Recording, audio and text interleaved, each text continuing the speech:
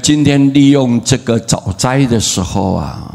师父非常诚挚的、很用心的来跟各位大家报告介绍杀生，你哪来杀生祭拜啊？损人又损己呀，损害别人也损害你自己。这个在大藏经里面记载的非常详细，有一段内容是这么说的：佛陀啊，跟他的弟子阿难在河边行走的时候，看见有500个恶鬼呀，一边走路一边唱着歌，好像很开心。阿难呢就问佛陀是什么原因啊？佛陀就说啊，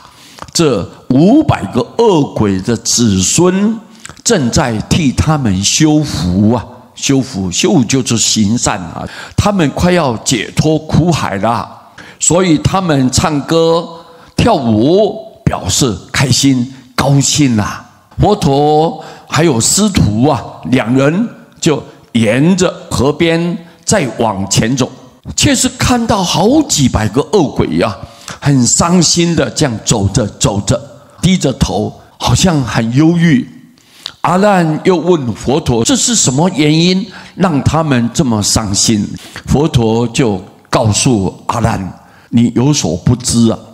那些恶鬼的子孙正在为他们杀生祭拜啊，这些子孙不肯作福，因此恶鬼身后呢都有火在逼迫他们，有猛火，很凶猛的火，所以他们才会伤心啼哭啊。这个是佛陀在世的时候，《大藏经》里面有这么一段内容。那么我们在明朝莲池大师也有记载一段内容，说浙江省呢钱塘江这个地方有一位金先生呢，平日呢奉持斋戒，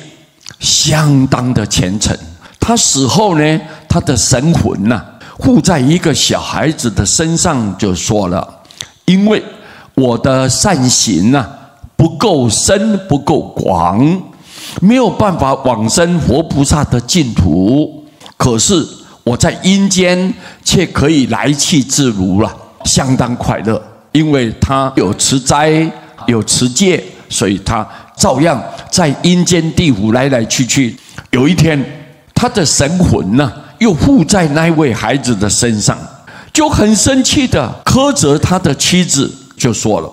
你为什么要杀鸡来祭拜我呢？为什么？因为你的杀生使我现在无论走到哪里了，背后总是有阴间的官吏啊，谁在我后头看管着我，所以我无法像从前那么自由了。莲池大师在《竹窗随笔》里面这本书就有记载这一段的内容。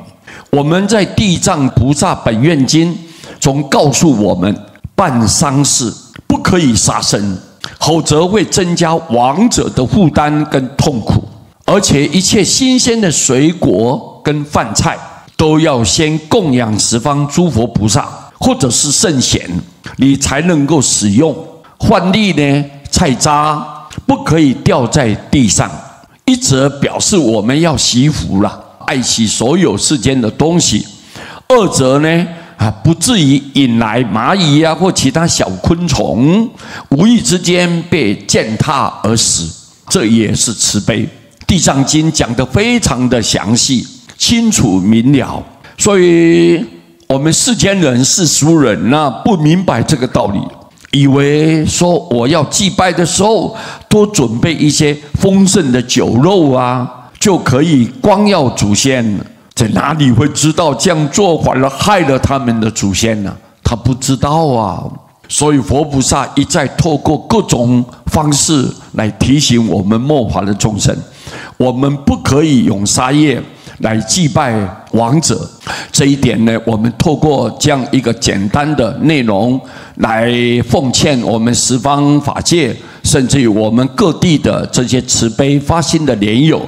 我们大家共同来勉励。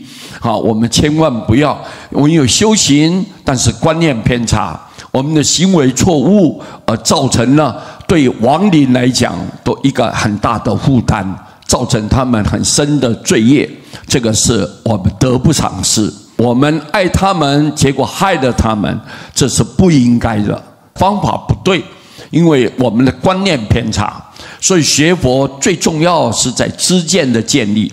我们要有正确的看法，不可以邪知邪见，这一点是非常非常重要。南无阿弥陀佛。我们利用这样的简短的内容来奉劝所有十方众生，我们大家一起往这个目标来努力。谢谢大家，南无阿弥陀佛。